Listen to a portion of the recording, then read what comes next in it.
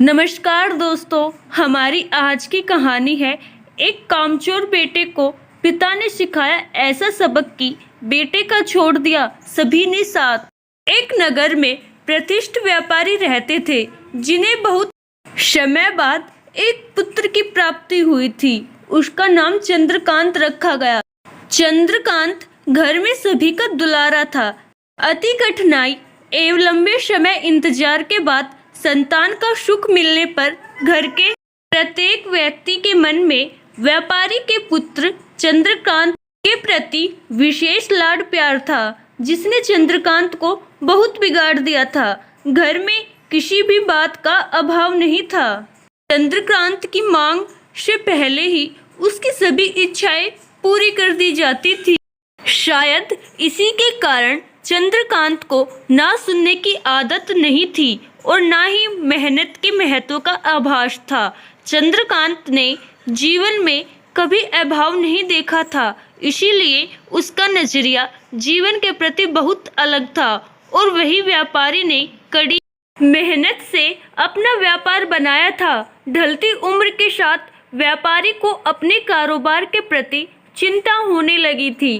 व्यापारी को चंद्रकांत के व्यवहार से प्रत्यक्ष था कि उसके पुत्र को मेहनत के फल का महत्व नहीं पता। उसे आभास हो चुका था कि उसके लाड प्यार ने चंद्रकांत को जीवन की वास्तविकता और जीवन में मेहनत के महत्व से बहुत दूर कर दिया था।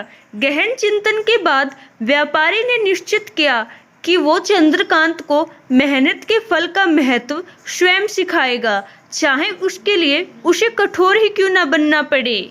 व्यापारी ने चंद्रकांत को अपने पास बुलाया और बहुत ही तीखे स्वर में उससे बात की।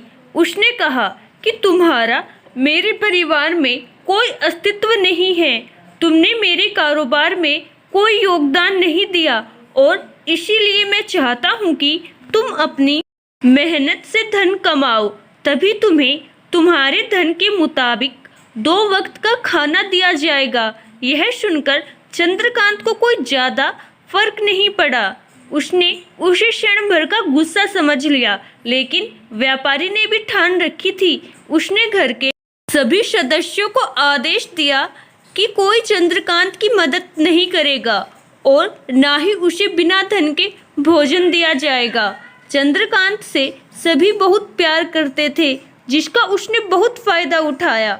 वो रोज किसी न किसी के पास जाकर धन मांग लाता और अपने पिता को दे देता और व्यापारी उसे उन पैसों को कुएं में फेंकने का बोलता, जिसे चंद्रकांत बिना किसी अड़चन के फेंक आता और उसे रोज भोजन मिल जाता।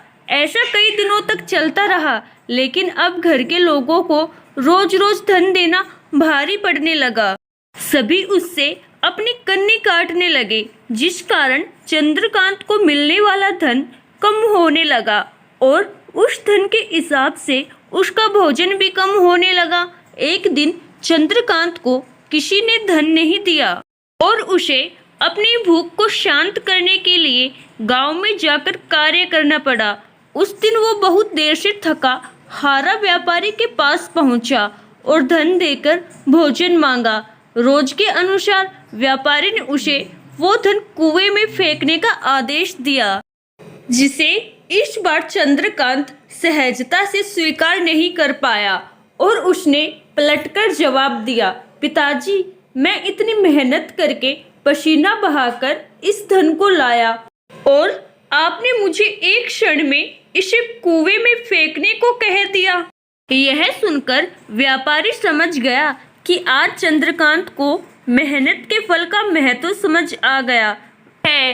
व्यापारी भली भांति जानता था कि उसके परिवार वाले चंद्रकांत की मदद कर रहे हैं, तभी चंद्रकांत इतनी आसानी से धन कुएं में डाल आता था।